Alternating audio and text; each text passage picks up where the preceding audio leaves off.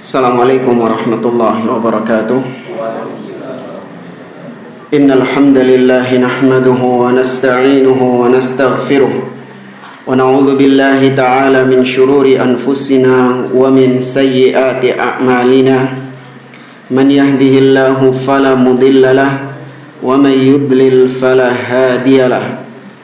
Wa ashhadu an la ilaha illallah wahdahu la syarika lahu wa ashhadu anna Muhammadan abduhu wa rasuluh. Ya ayyuhalladzina amanu taqullaha haqqa tuqatih wa la tamutunna illa wa antum muslimun. Ya ayyuhan nasu taqu rabbakumul ladzi khalaqakum min nafsin wahidah wa khalaqa minha zawjaha wa batha minhuma rijalan katsiran wa nisaa'a wattaqullaha alladzi tasaaluna bihi wal arham innallaha kana 'alaikum raqiba. Ya ayyuhalladzina amanu taqullaha wa qulu qawlan sadida yuslih lakum a'malakum wa yaghfir lakum dhunubakum wa may yuti'illaha wa rasulahu faqad faza fawzan 'azima. Amma ba'd, fa inna asdaqal hadithi kitabullah wa khairal hadi hadi Muhammadin sallallahu alaihi wasallam wa syarrul umuri muhdatsatuha wa kullu muhdatsatin bid'ah wa kullu bid'atin dhalalah wa kullu dhalalatin finnar. Ma'asyiral muslimin, ikhwani fillah wa akhwati rahimani wa rahimakumullah. Alhamdulillah, segala puji bagi Allah subhanahu wa ta'ala yang atas limpahan nikmatnya dan taufiknya kita dipertemukan kembali oleh Allah di majelis ini melanjutkan pembahasan kitab Taujihat Islamiyah li Islahil Mujtama' wal Fard oleh Syekh Muhammad bin Jamil Zainu rahimahullahu ta'ala. Kita masih membahas tentang anwa'ul kabair, macam-macam dosa besar. Kemarin sudah kita sampaikan dosa besar fil aqidah, dosa besar dalam masalah akidah. Yang paling besarnya adalah asyirku billah, kesyirikan kepada Allah subhanahu wa ta'ala. Kemudian kemarin kita sampaikan al-kabair fin nafsi wal aql, dosa besar dalam masalah akal dan jiwa. Di antaranya adalah qatlun nafs bi ghairi haqqin, membunuh jiwa tanpa hak. Kemudian al-kabair fil mal, dosa besar dalam masalah harta, seperti memakan harta anak yatim, riba, ya, kemudian judi dan yang lainnya. Nah, sekarang kita sampai poin yang keempat, al-kabair fil ibadat, dosa besar dalam masalah ibadah. Yang pertama, kata beliau, tarkus sholati, meninggalkan sholat, au ta'khiruha an waktiha bila udhrin, atau menunda, mengakhirkan, mengulur-ngulur waktu sholat tanpa ada udhur yang syar'i.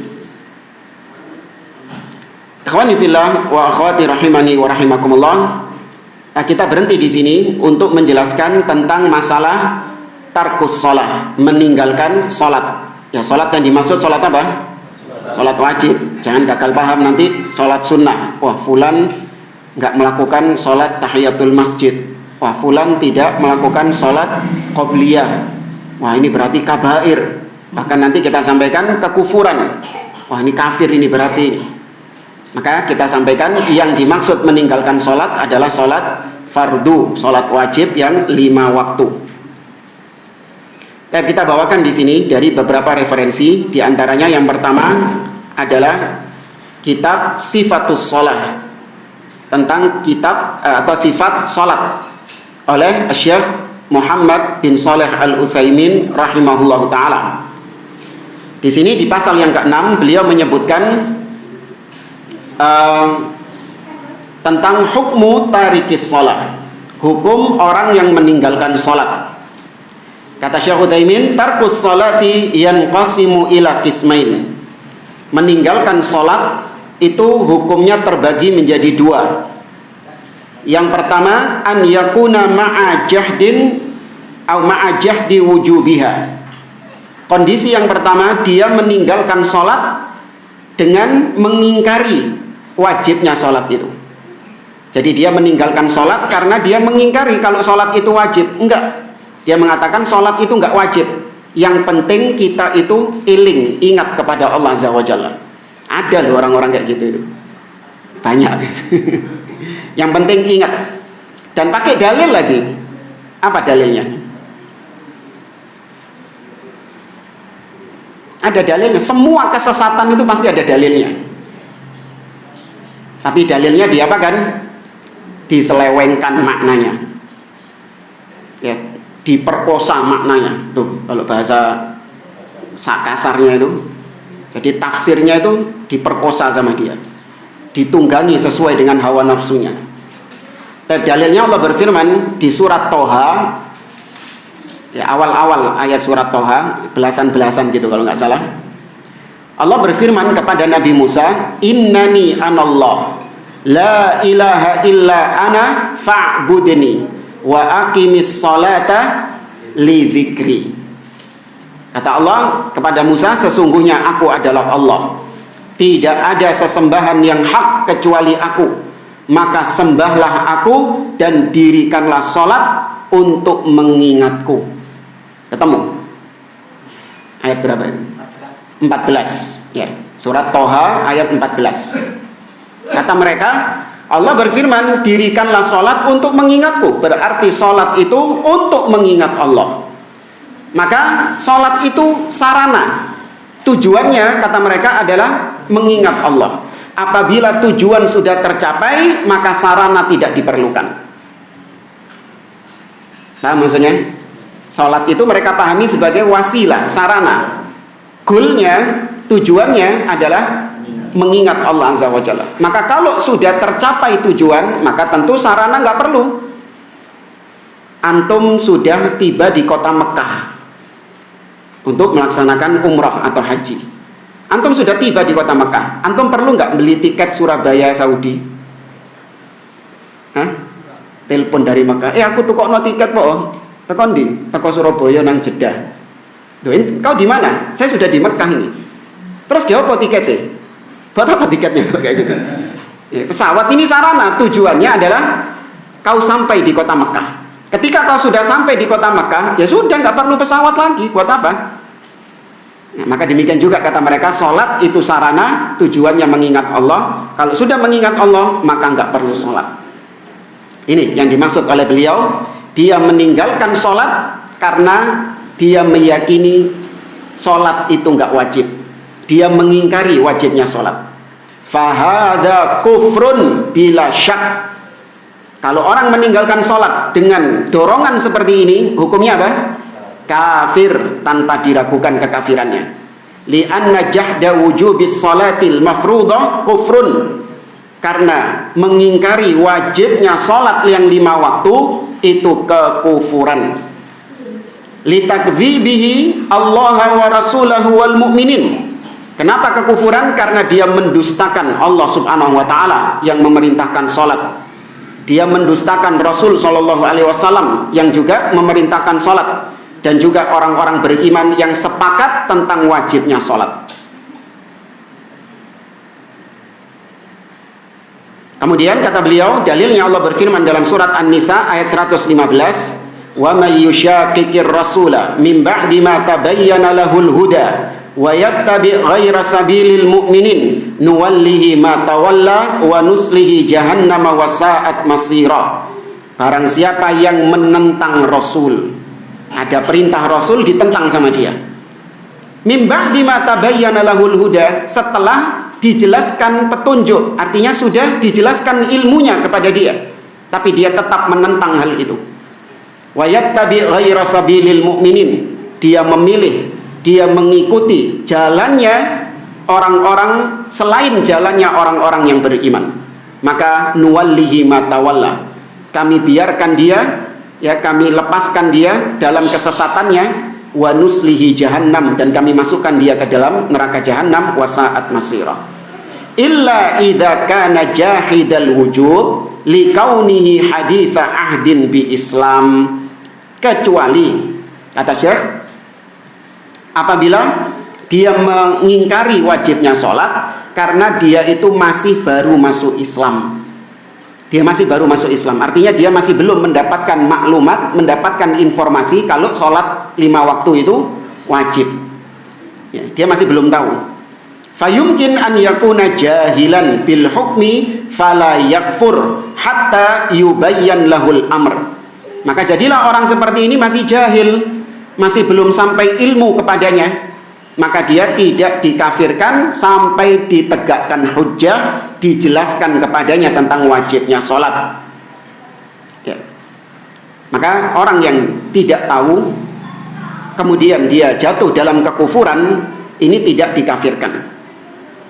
Sebagaimana kisah Mu'ad bin Jabal radhiyallahu taala anhu, yang beliau sujud kepada Rasul sallallahu alaihi wasallam, dan kita tahu sujud kepada selain Allah hukumnya syirik, kufur. Namun Nabi tidak mengkafirkan Mu'ad bin Jabal karena Mu'ad belum tahu hukumnya.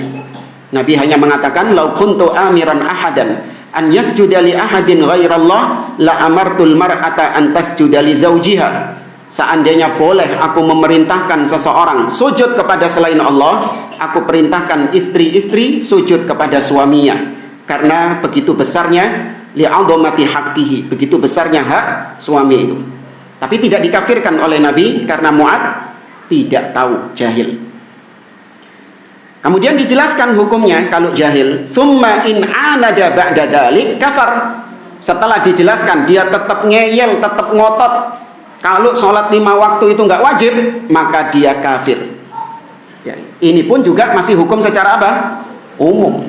Ya, untuk mengvonis individu-individu ada syarat-syaratnya lagi. Nih, Ahlus Sunnah dakwah salafiyah itu tidak gampang gegabah memvonis kafir individu-individu muslim.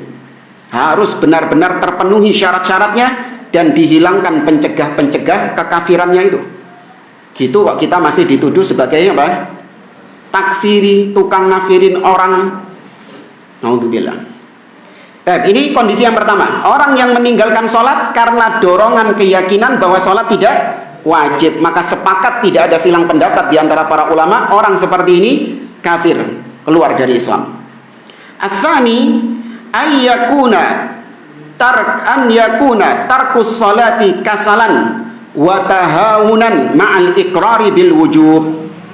Meninggalkan sholat, kondisi yang kedua, dia meninggalkan sholat karena malas, karena meremehkan, ya, menggampangkan, tapi dia masih mengakui wajibnya sholat.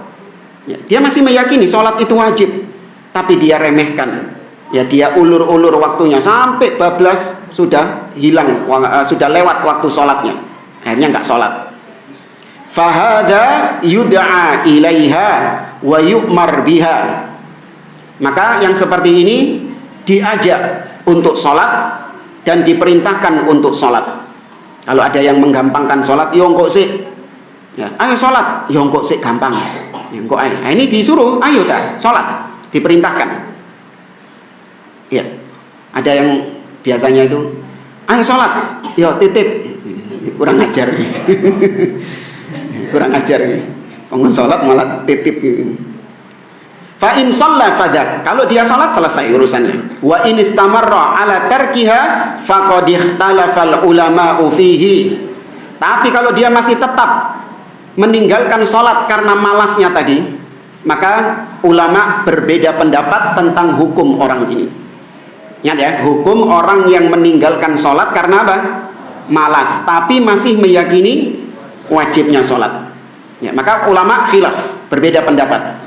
Faminhum man qal, di antara mereka ada yang berpendapat innahu yakfur wa yuqtal kafiran. Dia kafir dan dia dibunuh karena kekufurannya. Tapi tetap yang mengeksekusi siapa? Pemimpin, penguasa. Ya, jangan terus lihat orang enggak sholat langsung ngambil. Alhamdulillah. Wala yusalla alaihi, kalau sudah mati tidak disolatkan jenazahnya, wala yudfan ma'al muslimin, dan tidak dikuburkan bersama kaum muslimin, di pekuburan kaum muslimin. Ini pendapat Imam Ahmad rahimahullah taala yang mengkafirkan mengkafirkan orang yang meninggalkan sholat meskipun itu karena malas. Ya, dikafirkan oleh Imam Ahmad. Sebagaimana nanti kalau ada waktu kita sampaikan dari kitab Ushulus Sunnah oleh Imam Ahmad. Kemudian dalil yang menunjukkan akan hal tersebut diantaranya surat At-Taubah ayat yang ke-11. Allah berfirman, fa in tabu wa aqamus salata wa atawuz zakata fa ikhwanukum fid din. Apabila mereka bertaubat, mendirikan salat, menunaikan zakat, maka mereka itulah saudara kalian. Ya, fa ikhwanukum, saudara kalian fid din, dalam agama. Berarti kata beliau, kata Allah dipersyaratkan 3 tadi. Apabila dia bertobat, mendirikan sholat, dan membayar zakat, baru disebut sebagai ikhwanukum, saudara kalian. Saudara apa ini? Saudara kandung? Enggak, saudara seagama. Berarti apabila hilang salah satunya, maka tidak dikatakan saudara. Ya, berarti kalau bukan saudara seagama, berarti dia bukan Islam. Nah, ini sisi pendalilan dari para ulama yang berpendapat orang yang meninggalkan sholat itu kafir. Ya, kata Syekh di sini, annahu idza rutiba syai' ala syartin wahidin aw muta'addidin fa innal wajiba la yatimmu illa idza tamma syart.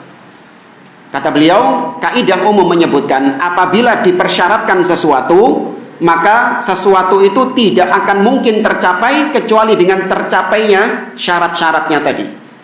Kalau syarat-syaratnya itu hilang, maka sesuatu itu tidak akan mungkin ada. Nah, maka kalau kita kembali ke ayat tadi, seseorang dikatakan sebagai saudara seiman kita apabila syaratnya 3 tadi di dalam ayat tersebut. Dia bertaubat dari kekufurannya, kemudian dia mendirikan sholat dan membayar zakat. Namun kalau hilang salah satu syarat ini, maka tidak dikatakan sebagai ikhwanukum, saudara kita seagama. Berarti dia dikafirkan. Kemudian juga diantara dalil, ya diantara dalil yang disebutkan oleh para ulama,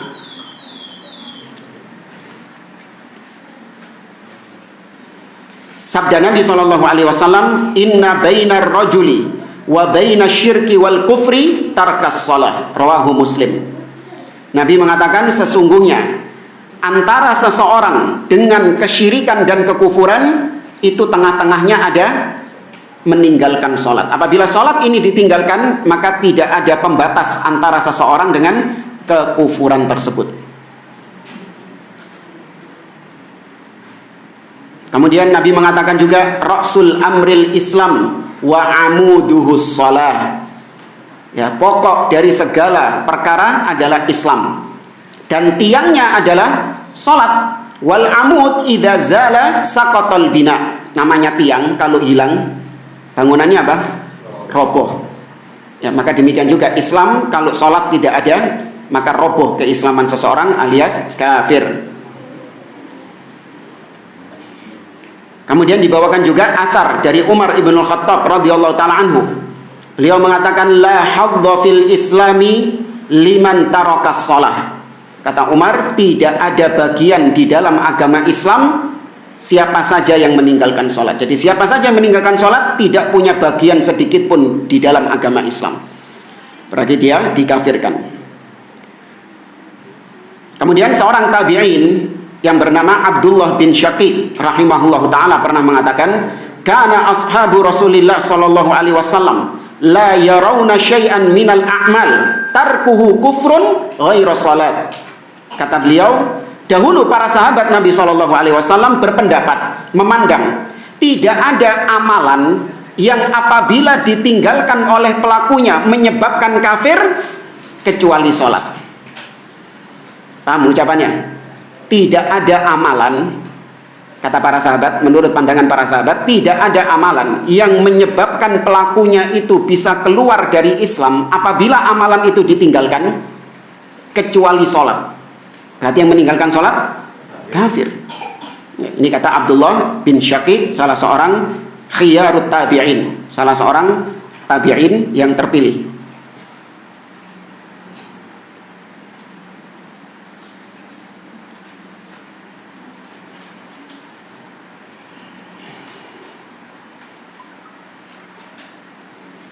Kemudian dibawakan ucapan Imam Ibnu Qayyim dan seterusnya.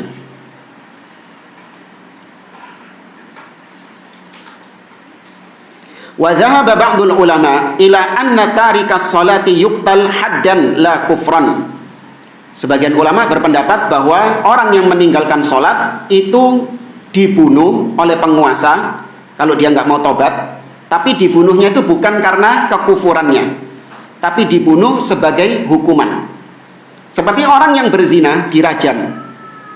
Apakah dirajam ini karena kekufurannya? Tidak, karena hukumannya, untuk kafaratnya dia.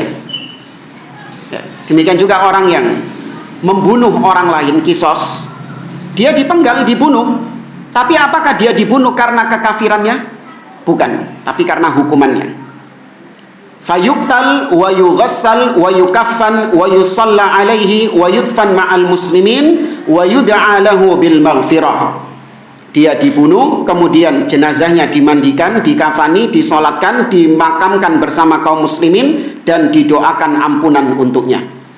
Ya, wallahu alam, ini beliau nggak menukil siapa yang mengucapkannya, tapi kalau dilihat secara zahirnya ini juga pendapat Imam, bukan Ahmad, nggak kayak Imam Asy-Syafi'i, karena nggak dikafirkan. Tapi Imam Syafi'i berpendapat dibunuh, bagi para penguasa dibunuh, seperti yang dinukil oleh Al-Imam Abu Uthman As-Sabuni dalam kitabnya Aqidah Salaf wa Ashabil Hadith. Ya, beliau menyebutkan tentang masalah yang satu ini.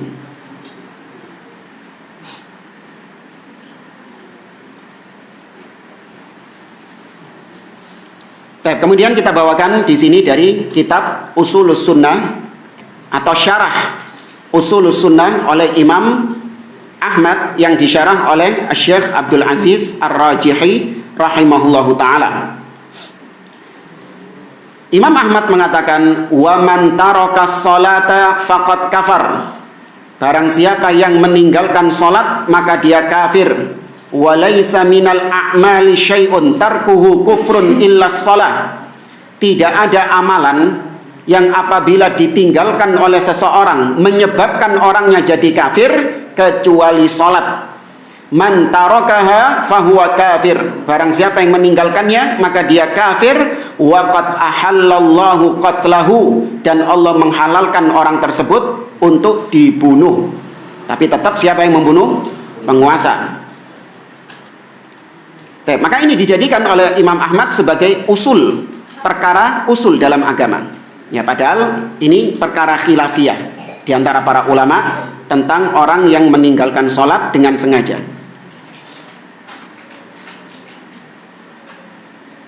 Kata Syekh Abdul Aziz Ar-Rajihi, hampir mirip dengan ucapan Syekh Utsaimin tadi. Ada dua kondisi. Yang pertama, dia meninggalkan sholat karena mengingkari wajibnya sholat. Ini sama seperti beliau, kufur orangnya. Li'annahu ankara amran ma'luman minad din bid-darurah. Karena dia mengingkari perkara yang sudah dimaklumi di dalam agama ini secara luas. Ya, secara luas wajibnya sholat ini, hatta orang yang nggak belajar agama tahu nggak kalau sholat itu wajib? Tahu. Ya, tapi dia ingkari hal tersebut. Demikian juga khomer. Haramnya khomer itu diketahui secara luas atau cuman penuntut ilmu saja yang tahu? Secara luas. Orang awam yang nggak pernah belajar agama, nggak pernah datang ke kajian, tahu kalau khomer itu haram. Kalau ada yang mengatakan halal, maka ini kekufuran. Ya. Wa huwa wujubus shalah wa hadhi qa'idatun 'inda ahli al-'ilm anna man ankara amran ma'luman min ad-din bid-darurah wujubuhu kufrun atau kafar. Karena barang siapa yang mengingkari perkara yang sudah disepakati, ya sudah diketahui secara luas dia ingkari, maka itu kekufuran. Seperti kalau dia mengingkari wajibnya zakat, ya dia meyakini zakat itu nggak wajib, maka ini kufur. Karena wajibnya zakat itu amrun minad-din bid-darurah, yaitu perkara yang diketahui secara luas oleh manusia. Demikian mengingkari wajibnya puasa, ya, kemudian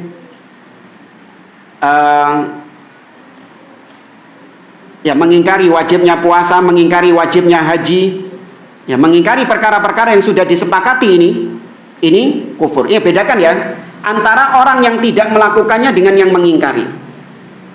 Ya, kalau yang mengingkari kufur, kalau yang tidak melakukannya ini khilaf. Orang yang nggak puasa, nanti Ramadan ini kakek yang mokel, ya kan? Tapi dia meyakini wajibnya puasa, kufur enggak? Enggak. Tapi dia ya'tham, dia melakukan dosa besar, tapi dia tidak kafir. Ini yang dibahas sama beliau adalah mengingkari wajibnya, ya, dia tidak meyakini kewajibannya. Lakin law angkara insanun wujubal wudu min akli lahmil ibil hal yakfur. Tapi kalau ada orang yang mengingkari wajibnya berwudu kalau habis makan daging unta. Habis makan daging unta itu wudu apa enggak? Wudu. Tapi ada orang yang mengingkari, oh mosok wudu, enggak sih, langsung sholat deh kate wudu. Nah, kafir enggak dia? Kenapa? Karena bukan perkara yang bukan wajib. Ma'lum minad-din bid-darurah. Ya, berwudu ketika selesai makan unta itu diketahui sama orang luas atau cuma sebagian orang saja? Sebagian orang saja. Sing ngaji-ngaji tok sing ngeru. Yang lain orang-orang di luar sana banyak yang nggak tahu, apalagi di Indonesia kono unta, ya kan, nggak pernah makan daging unta. Ya, nah kemudian yang menarik juga di sini dikatakan sama beliau, lakin law angkara tahrimad dukhan, ya, faqala ad-dukhan laisa biharam. Kalau ada yang mengingkari haramnya rokok, dia mengatakan rokok itu nggak haram, fahal yakfur, apakah dia dikafirkan? Kenapa? Bukan dalilnya, jelas dalilnya. Nah, kata beliau la yakfur. Limadha idza ankara al-khamra yakfur? Kenapa? Ini sebelumnya beliau membahas tentang orang yang mengingkari khamr. Kenapa orang yang mengingkari khamr itu dikafirkan? Ya apa sih? Kenapa orang yang mengingkari haramnya khamr, paham ya? Orang yang mengingkari haramnya khamr dikafirkan, sedangkan orang yang mengingkari haramnya rokok tidak dikafirkan. Kenapa? Naam, karena khamr itu haramnya amrun ma'lumun minad-din bid-darurah.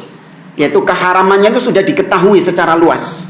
Orang-orang awam yang nggak belajar agama itu tahu haramnya khamr itu. Ya, namun rokok, kata beliau, li'annal khamra mujma'un ala tahrimiha, amma dukhan fa fihi syubhah. Adapun khamr itu disepakati keharamannya. Orang yang minum khamr paham itu. Ya, bahkan ada yang dulu viral itu dialog film, potongan film, dialognya siapa? Nah, iya. Ya, itu betul itu dialognya itu. Kena sendiri dia itu. Baik. Namun kalau ad-dukhan, kalau rokok, fafihi syubhah, ada banyak syubhat di situ.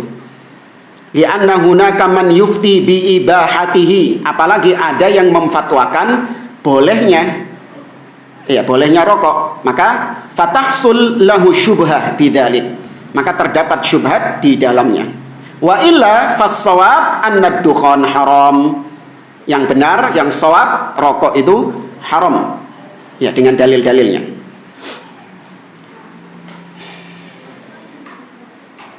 Kemudian itu kondisi yang pertama, orang yang meninggalkan sholat karena dia meyakini sholat tidak wajib. Kemudian kata beliau yang kedua, kondisi yang kedua, an yatrukas sholata ma'al iqrari biwujubiha. Dia meninggalkan sholat namun dia mengakui, meyakini wajibnya sholat. Ini yang seperti kita katakan tadi, dia karena malas, karena meremehkan, ya, maka ini mahallu khilafin bainal a'immah, perbedaan pendapat di antara para ulama. Imam Ahmad memandang, sebagaimana ini kitab Ushulus Sunnah, Imam Ahmad memandang annahu yakfur, dia tetap kafir, walau lam yajhad wujubaha, meskipun dia nggak mengingkari wajibnya sholat itu. Jadi kalau Imam Ahmad, orang yang malas sholat, dia meninggalkan sholat karena malas, dikafirkan oleh Imam Ahmad. Wa hadzal qaulul ladzi dhahaba ilaihi Imam Ahmad bi takfiri tarikis shalah kaslan wa huwa alladzi ajma'a alaihi sahabah. Perkara ini, kafirnya orang yang meninggalkan salat karena takasulan, karena malas, itu adalah pendapat yang disepakati oleh para sahabat sebagaimana yang diisyaratkan oleh Imam Ahmad di sini. Yang tadi ucapannya kita sampaikan dari Abdullah bin Syaqiq rahimahullahu taala dari kalangan tabi'in. Demikian juga apa yang disampaikan oleh Ishaq bin Rahawai, ya, dinukil ijma'. Kata Ishaq bin Rahawai bahwasanya ijma'ul ulama ala anna tarkas salati kaslan wa tahawunan yakunu kufran mukhrijan minal millah. Kata beliau, ulama bersepakat barang siapa yang meninggalkan salat karena malas atau karena meremehkan, maka dia kafir, keluar dari Islam. Ya, ini sekali lagi hukum secara umum, ya. Kemudian ada hadis di sini yang secara spesifik disebutkan sholat asar saja. Nabi mengatakan man taraka sholatal asri faqad habita amaluhu. Barang siapa yang meninggalkan sholat asar, maka hanguslah semua amalannya. Ya, ini lebih ditekankan lagi berkaitan dengan sholat asar, karena sholat asar itu punya kedudukan yang besar di antara sholat 5 waktu yang lain. Bahkan Allah khususkan dalam firman-Nya, hafidhu ala sholawati was sholatil wusta, yaitu menunjukkan kedudukan sholat asar. Nah, orang yang amalannya hangus, faqad habita amaluhu, berarti orangnya apa? Kafir, keluar dari Islam.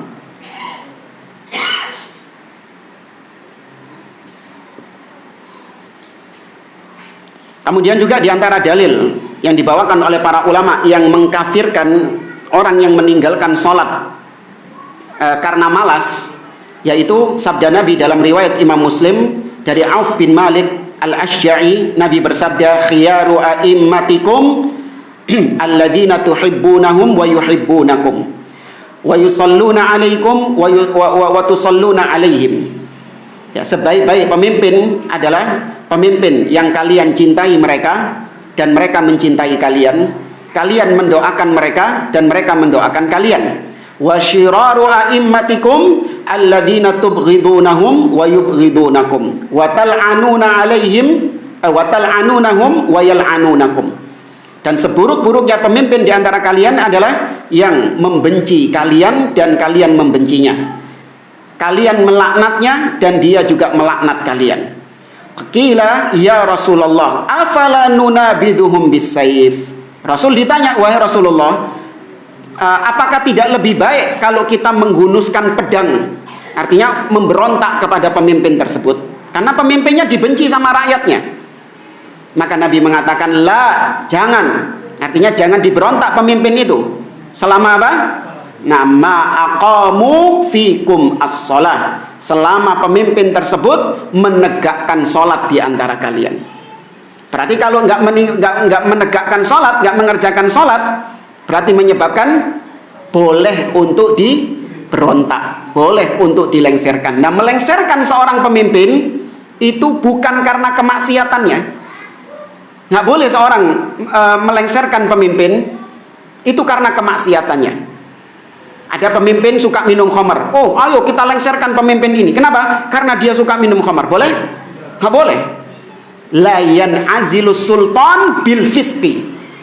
Pemimpin itu tidak dimakzulkan, tuh bahasa saya kan gitu kan. Ya, tidak boleh dimakzulkan karena kefasikannya. Karena dia berzina, karena dia minum khamar. Ya. Nah, ini ucapan ini yang akhirnya banyak orang-orang yang mencaci, orang-orang harokah terutama yang mencaci maki Syekh Abdul Aziz Ar-Rayis hafizahullah ta'ala. di mana beliau salah satu ceramahnya pernah mengatakan, pemimpin meskipun berzina selama setengah jam penuh, 1 jam penuh di televisi, dia tetap tidak boleh dilengsarkan, dia tetap Amirul Mukminin. Langsung, wah, penjilat ini gitu. Padahal betul nggak?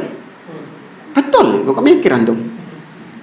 Perbuatan zina mengeluarkan dia dari Islam atau tidak? Tidak. Maka dia masih tetap muslim. Ketika dia masih tetap muslim, maka boleh dilengsarkan? Nggak boleh. Dilengsarkan itu kalau sudah apa? Sudah kafir, keluar dari Islam. Nah, salah satu kekufuran apa kata Nabi? Meninggalkan sholat. Ya, salah satu kekufuran kalau sudah tidak melaksanakan sholat. Kemudian dalam riwayat yang lain, Nabi SAW mengatakan, illa antarau kufron bawahan indakum fihi minallahi burhan. Pemimpin itu nggak boleh dilengsarkan kecuali apabila kalian melihat kekufuran yang nyata. Tuh, kufron bawahan, kufur yang dohir, yang nampak, dan kalian punya bukti di sisi Allah akan kekufurannya. Bukan jari ini katanya gini, atau ihtimal kekufurannya itu masih ada kemungkinan lain. Enggak, harus jelas-jelas kekufurannya itu. Di antara yang disebutkan oleh para ulama, kalau nggak salah Syekh Ibrahim Ar-Ruhaili dalam kitabnya Al-Ihkam fi Sabri Ahwalil Hukam, seperti kalau pemimpin secara terang-terangan jumpa pers mengumumkan kemurtadannya, saya keluar dari agama Islam dan saya memeluk agama Nasrani misalnya. Nah, ini sudah kufron bawahan yang nggak bisa lagi ditakwil-takwil. Oh, ini mungkin salah ngomong. Nggak mungkin salah ngomong. Ya, ini kalau sudah jelas. Tapi kalau cuma modal video, belerek mana video ini? Ya, oh, itu pemimpin melbu gereja misalnya. Ya, oh, ini pemimpin dibaptis, belerek video nih. Oh, ini kafir berarti. Ini bukan kufron bawahan, bukan kekufuran yang nyata. Tapi ada ihtimal, kemungkinan. Ya, bisa jadi di situ pemimpin, bisa jadi itu bukan dia.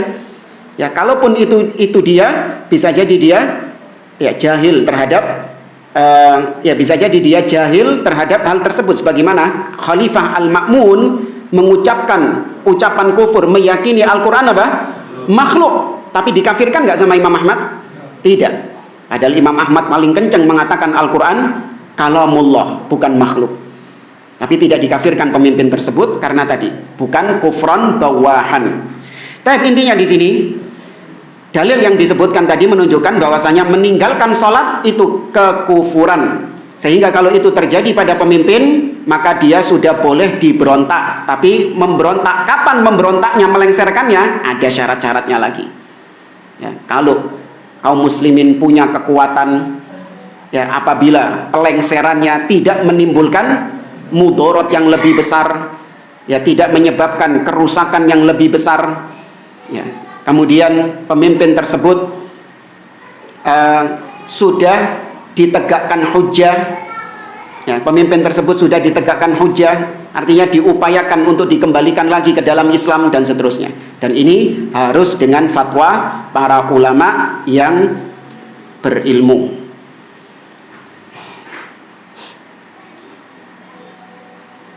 Wa dhahaba ba'dul fuqaha al-mutaakhirin ila anna tarkas shalah kaslan wa tahawunan la yakunu kufran akbar wa innama yakunu kufran asghar. Sebagian ulama belakangan berpendapat orang yang meninggalkan sholat karena malas atau karena menggampangkan itu tidak kafir akbar, tapi itu kafir asghar. Jadi kafir yang tadi dalil-dalil yang kita sebutkan itu dimaknai sebagai kufrun asghar, kufrun duna kufrin, ya, sehingga tidak sampai, kalau kufrun duna kufrin ini tidak sampai mengeluarkan dari Islam. Wastadallu bi anna ma'ahu syu'bah min syu'abil iman wa huwa tasdiq. Mereka berdalil orang yang meninggalkan sholat karena malas, kan dia ini masih beriman, artinya masih ada tauhid di dalam dirinya. Nah, tauhid itu termasuk di antara cabang dari cabang-cabang keimanan. Nabi mengatakan al-iman bid'un wa sab'una syu'bah fa'alaha qawlu la ilaha illallah. Iman itu lebih dari 70 cabangnya. Yang paling tinggi adalah tauhid la ilaha illallah. Berarti kalau orang itu masih ada tauhidnya, ketika dia meninggalkan sholat, maka dia masih mukmin, masih beriman. Kaifa naj'aluhu mithlal mukadzib. Bagaimana kita samakan orang yang meninggalkan sholat tadi, yang masih beriman tadi, kita samakan dia dengan yang mendustakan sholat. Fal mukadzib hadza jahidun kafir. Betul, kalau dia mendustakan wajibnya sholat, kafir. Wa hadza mu'min, dia ini yang meninggalkan sholat ini masih mukmin, yusaddiq bis shalah, dia masih membenarkan wajibnya sholat.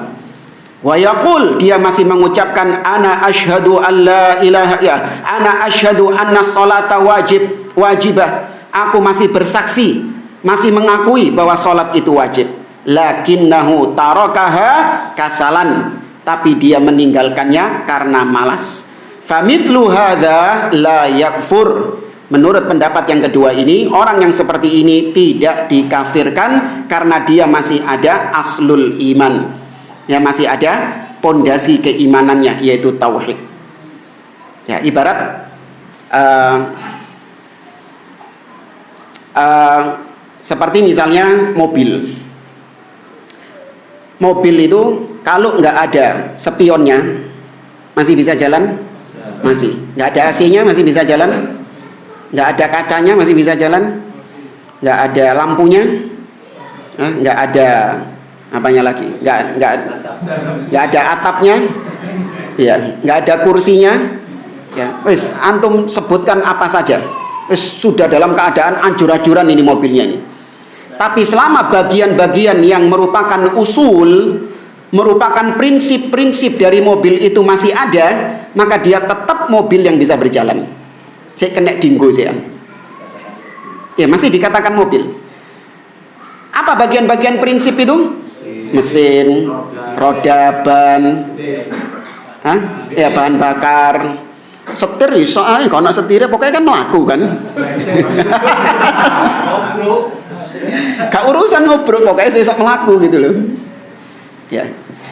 Maka yang tadi kita sebutkan seperti AC, spion, kaca, kursi, itu hanya pelengkap, hanya penyempurna, ya. Sedangkan mesin, ban, itu bagian-bagian inti, itu usul yang harus ada pada mobil itu. Kalau dia nggak ada, nggak bisa jalan.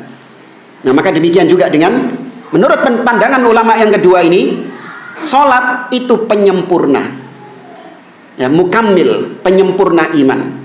Tidak dikategorikan sebagai usul, ya. Yang usul itu apanya? Tauhid, rukun iman, ya, itu usul. Yang kalau salah satunya nggak ada, ya, dia sudah nggak dikatakan mukmin sudah. Tapi kalau yang nggak ada itu sholat, ya, yang tidak ada itu sholat, maka itu hanya penyempurna saja, ya, hanya penyempurna saja. Tapi kalau pendapat yang pertama tadi, orang yang meninggalkan sholat itu kafir, meskipun dia malas, maka dia mengkategorikan sholat sebagai bagian apa? Usul. Paham ya perbedaannya ya? Dia mengkategorikan sholatnya itu sebagai bagian usul. Ini khilaf diantara para ulama. Ya, li'anna sholata amalun, karena sholat itu adalah amalan. Fala yakunu kufruhu kufran mukhrijan minal millah, bal kufran asghar. Maka kalaupun dikatakan dia kafir, maka dia kafir yang kecil, yang tidak mengeluarkan dari Islam. Seperti firman Allah dalam surat Al-Maidah, Allah Azza wa Jalla mengatakan, "Wa man lam yahkum bima anzalallah faulaika humul kafirun." Barang siapa yang tidak berhukum dengan hukum yang Allah turunkan, maka merekalah orang-orang kafir. Kata Abdullah bin Abbas, kufrun duna kufrin, kufur yang tidak sampai mengeluarkan dari Islam, atau kufrun la yukhriju atau la yanqulu anil millah, kufur yang tidak sampai mengeluarkan dari Islam. Hadza ma dhahaba ilaihi katsirun minal fuqaha'il mutaakhirin minasy Syafi'iyah wal Hanafiyah wal Malikiyah wal Hanabilah.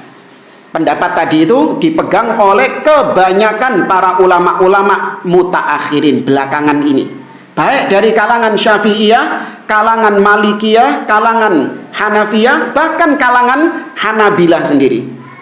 Ya. Berarti dalam satu mazhab itu terkadang ada banyak pendapat. Ya, bahkan menyelisihi pendapat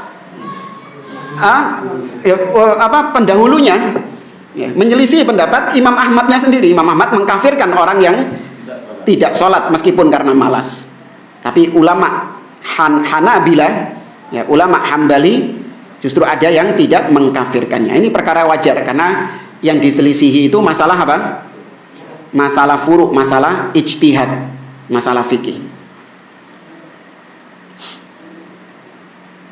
Tapi wallahu alam kalau kita baca di pendapatnya Syekh Utsaimin tadi, beliau menguatkan pendapat Imam Ahmad bahwa orang yang meninggalkan sholat dengan sengaja, meskipun dia meyakini wajibnya sholat, meskipun karena malas, maka kafir orangnya.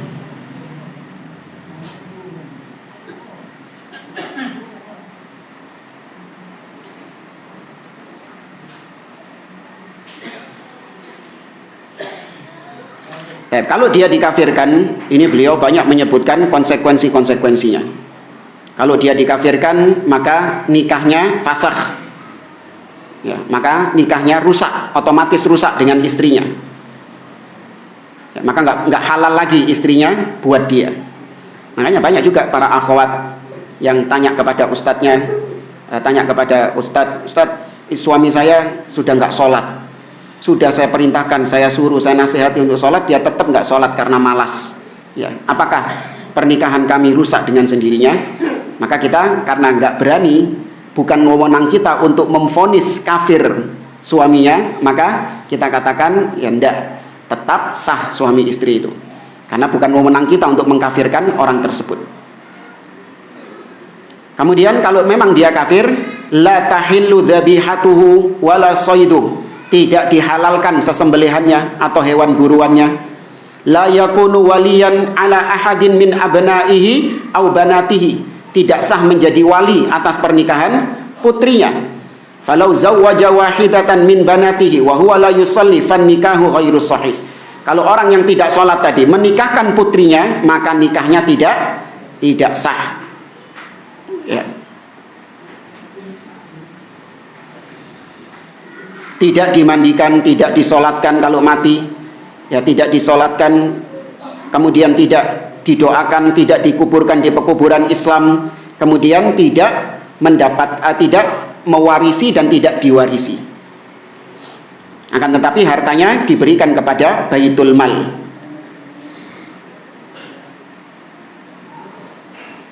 Adapun hukuman di akhirat, ya, orang yang meninggal dalam kondisi kafir demikian, yakni karena pendapatnya ini beliau mengkafirkan orang yang meninggalkan sholat, maka hukum di akhirat fa innahu yuhramu dukhulal jannah, dia diharamkan masuk surga, wa yadkhulun nar khalidan fiha abadan, dan dia masuk ke dalam neraka, kekal di dalam neraka selama-lamanya, wal iyadu billah.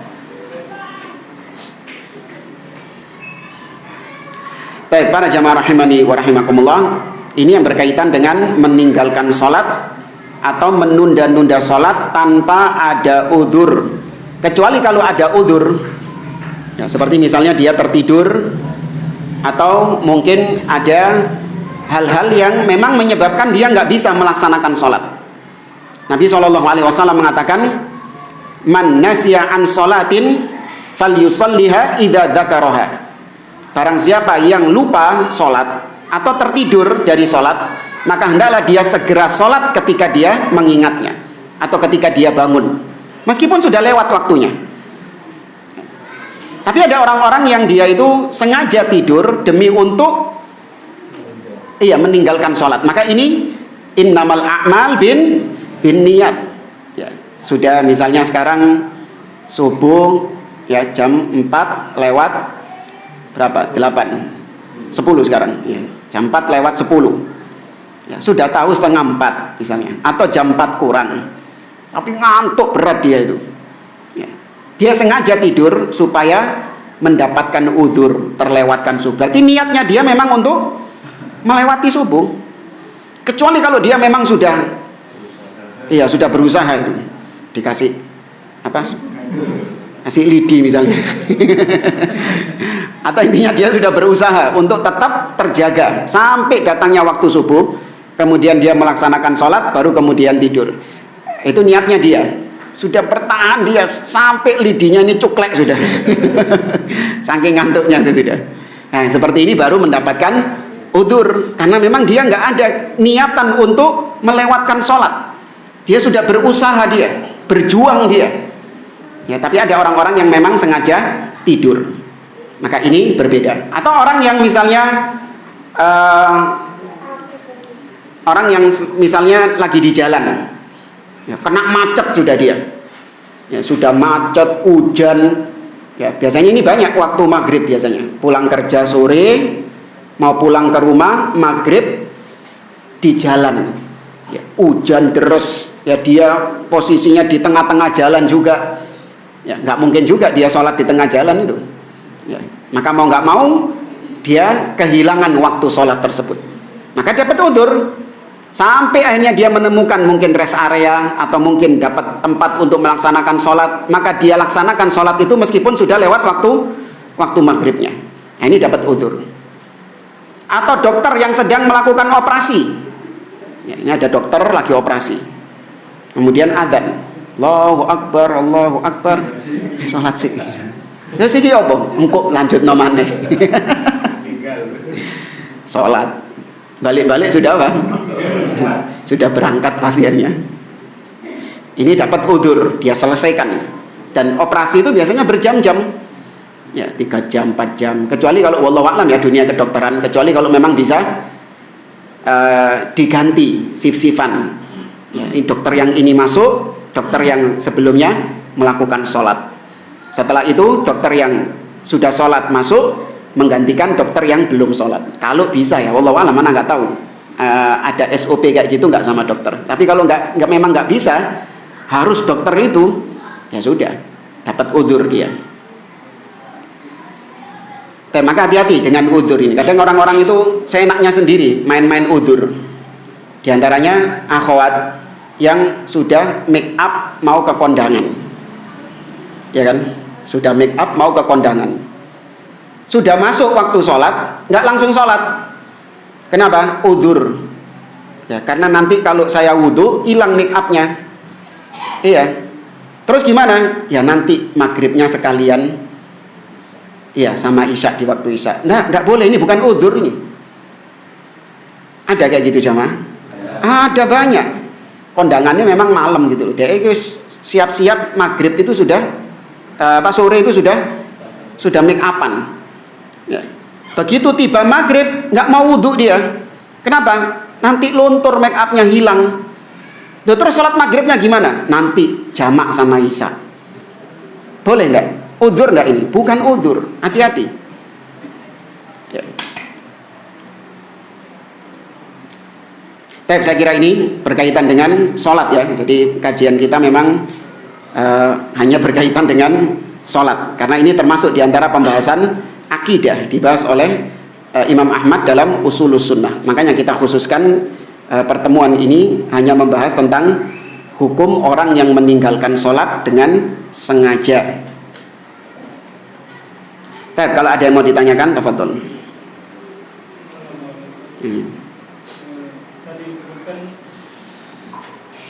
Meninggalkan sholat pendapat yang mengkafirkan tadi, sembilannya tidak sah, sedangkan 9 ahlul kitab itu kan boleh dimakan.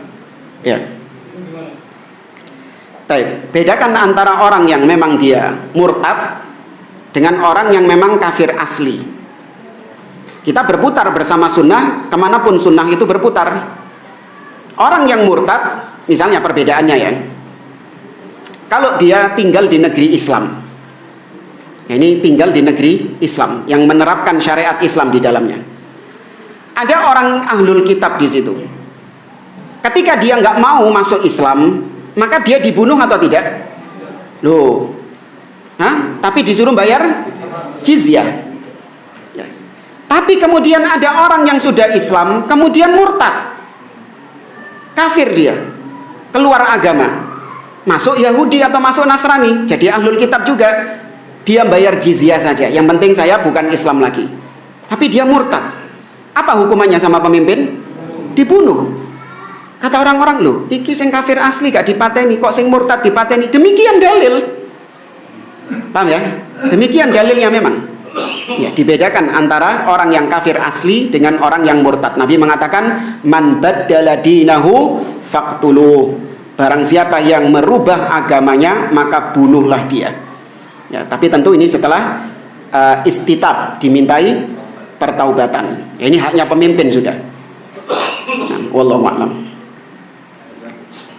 Tentang masalah sholat Ustaz ya, banyak saudara kita ini sholat tapi tidak sesuai dengan sholat Nabi, tidak seperti dicontohkan Nabi.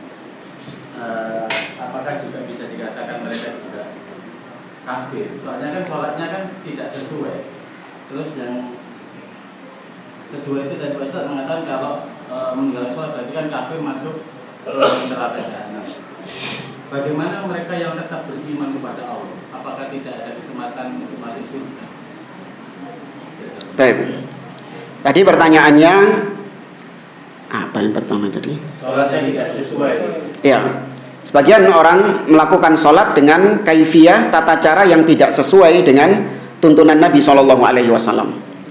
Maka kalau yang diselisihi itu adalah perkara-perkara yang merupakan rukun sholat, ya perkara-perkara yang merupakan wajib sholat, itu diselisihi sama dia, iya itu nggak sah sholatnya. Ya sholatnya tidak sah. Tapi ada perkara-perkara itu yang maklum minad din bid darurah. Tentang sholat ya, ya perkara-perkara sholat yang sudah diketahui oleh orang secara luas tentang masalah sholat ini. Seperti misalnya subuh 2 rakaat, duhur 4 rakaat, asar 4 rakaat. Ada nggak orang Islam yang nggak tahu ini? Nggak ada. Ya. Tapi ketika dia menyelisihi Nabi dalam perkara-perkara seperti ini, ndak subuh itu 3 rakaat, asar itu 5 rakaat misalnya. Maka enggak sesuainya dengan Nabi itu dalam masalah yang maklum minad din bid darurah, maka iya dia bisa kafir. Tapi kalau dalam perkara-perkara rincian-rincian yang di situ ada syubhat di dalamnya seperti rokok tadi, maka dia tidak dikafirkan karena ketidaktahuannya. Contoh seperti apa? Ya, tumak nina. Ya, contoh seperti tumak nina. Ada orang-orang yang sholat enggak tumak nina. Kita katakan iya itu tidak sah sholatnya, tapi tidak dikafirkan orangnya karena ada syubhat di situ, di mana banyak dai-dai yang mengatakan sholat cepat itu untuk membantu kekhusyuan. Diibaratkan sama dia dengan apa? Naik motor. Iya. Kalau cepat itu antum apa? Lebih konsentrasi, lebih fokus. Tapi kalau antum jalannya gelunuk, nah itu ngelamun akhirnya, ya. Kok bisa itu loh dikiaskan sama naik motor? Tapi ya gitu, banyak orang-orang yang mengiyakan. Buktinya sering nggak antum dapati masjid yang sholatnya cepat? Banyak. Ya, berarti itu bukan termasuk maklum minad din bid darurah. Padahal ulama-ulamanya mereka sendiri, kiai-kiainya mereka sendiri banyak yang menentang masalah ini. Ya, banyak yang menentang masalah tumak ninah ini. Bukan menentang, maksudnya membantah orang-orang yang tidak tumak ninah dalam sholatnya ini, banyak. Tapi ya demikian, orang-orang awam kena syubhat di situnya. Maka dia tidak dikafirkan karena bukan termasuk maklum minad din bid darurah. Kemudian yang kedua, masalah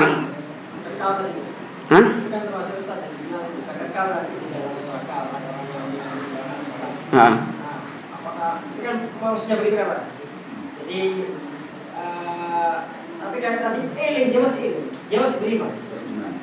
Apakah secara tidak langsung dia membatalkan salah satu pembatal keislaman, akhirnya dia jadi kekal di sana. Padahal sebenarnya dia tidak melakukan syirik. Iya makanya kalau ulama yang makanya tadi khilaf yang kita bacakan itu ulama yang menganggap bahwa sholat itu termasuk bagian usul, bagian perkara usul, sehingga kalau hilang maka berarti dia kafir. Kalau orang kafir berarti dia kekal di neraka selama-lamanya. Ini hukum secara umum ya, bukan kita terapkan kepada individu-individu. Oh ini pasti neraka, ini gak sholat ini. Oh, iki pisan neraka, pisan gak sholat ini, enggak. Ya, hukum tentang neraka itu bisa kita katakan al-wa'id min babil wa'id. Hanya sebatas apa? Ancaman. Kalaupun antum berpendapat dengan pendapat kafirnya orang yang meninggalkan sholat, dan kalau kafir maka dia matinya di mana? Di neraka, tetap antum keyakinannya itu hanya sebatas ancaman, bukan vonis. Awas. Ini misalnya ada teman antum nggak sholat dia. Antum berpendapat orang yang nggak sholat itu kafir misalnya, maka tetap antum mengancam dia. Ya, menurut Imam Ahmad dan ulama-ulama yang lain, bahkan para sahabat seperti yang dikatakan oleh Abdullah bin Syakik tadi, bahwasanya para sahabat memandang orang yang meninggalkan sholat itu kafir, keluar dari Islam. Antum mengucapkan ini bukan dalam rangka memvonis dia, tapi mengancam dia. Kalau kafir itu ancamannya nanti disiksa di neraka kekal selama-lamanya. Innalladzina kafaru min ahlil kitabi wal musyrikin. Ya. Maka meskipun dia masih beriman, kalau pendapat ini ya, meskipun dia masih bertauhid, tapi kalau dia melakukan salah satu pembatal, karena meninggalkan sholat ini dikategorikan sebagai pembatal Islam, maka tetap kafir. Seperti ya, ada orang yang bertauhid, ya, dia bertauhid, tidak berbuat syirik kepada Allah Subhanahu wa taala. Tapi dia meyakini ada agama yang hak selain Islam. Batal nggak Islamnya? Tetap batal. Atau yang bentuknya perbuatan, misalnya dia menginjak mushaf dengan sengaja. Dia menginjak-injak mushaf. Meskipun dia bertauhid, tapi tetap apa? Kafir. Ya, atau mencela Allah dan Rasulnya. Meskipun dia bertauhid, maka batal nggak tauhidnya? Batal. Nah, pendapat yang tadi itu mengkategorikan sholat, meninggalkan sholat sebagai pembatal keislaman. Ya, tapi sekali lagi ini masalah apa? Masalah khilaf. Ya, masalah khilaf itu kalau terjadi pada individu tidak bisa langsung dikafirkan secara ta'yin, secara ain. Karena ini perkara yang diperselisihkan oleh para ulama. Nah, ancaman saja. Ustaz, saya lebih srek kalau tadi dalil-dalilnya itu kok kayaknya lebih kuat yang apa?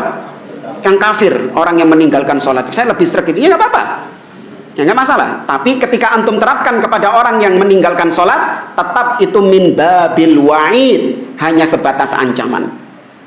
Antum yakin nggak orang yang merokok itu merusak kesehatan? Kanker, serangan jantung, impoten, ya kan? Ya, ketika ada orang yang ngerokok, antum hanya sekedar apa? Mengancam, mengingatkan. Ya, orang yang merokok, Pak, ya, menurut ijma dokter, ya, orang yang merokok itu dia akan terkena kanker, serangan jantung, ya, impoten, gangguan kehamilan, ya, nanti bayinya juga jadi sakit-sakitan, kena penyakit juga. Ya. Ini untuk memberikan ancaman kepada dia, meden-medeni istilahnya, supaya dia takut, berhenti merokok. Jangan kemudian antum vonis, oh ngerokok sampean Pak, oh impoten berarti sampean. Jangan. Bedakan antara mengancam dengan memvonis. Tapi yang terakhir mungkin Pak. Orang yang sholat, ya, barengi sama imam, itu punya apa? Barengi imam. Iya, Allahu Akbar. Ya ndak barengi itu berarti. Berarti imamnya dulu baru dia. Betul. Oh sama, bersamaan. Ya. Ya, kalau dia melakukan hal itu karena ketidaktahuannya, maka dia diberi udzur. Ya, ma'fu, dimaafkan karena dia melakukan itu karena ketidaktahuannya. Tapi kalau dia tahu dan dia masih melakukan hal tersebut, maka tidak sah sholatnya. Ya, tidak sah sholat orang yang mendahului imam, karena imam itu untuk diikuti. Innama ju'ilal imam liyutamma bihi, kata Nabi. Sesungguhnya imam itu dijadikan untuk diikuti. Ya, fa idza kabbara fakabbiru. Kalau imam itu bertakbir, maka barulah kalian bertakbir. Ya, dan seterusnya. Wallahu a'lam. Kalau menurut pendapat kedua berarti tidak abadi ya, nerakanya ya. Ya, ancamannya tidak abadi. Kalau dia kufrun duna kufrin, maka masuknya itu dosa besar. Orang yang meninggalkan sholat, maka dia berdosa besar. Kalau dia mati dan tidak diampuni, maka dia masuk neraka. Tapi nerakanya tidak kekal. Tapi kalau dia itu bukan kekufuran yang akbar, kalau dia mati belum tobat dari perbuatan tersebut, masih ada kans untuk diampuni enggak?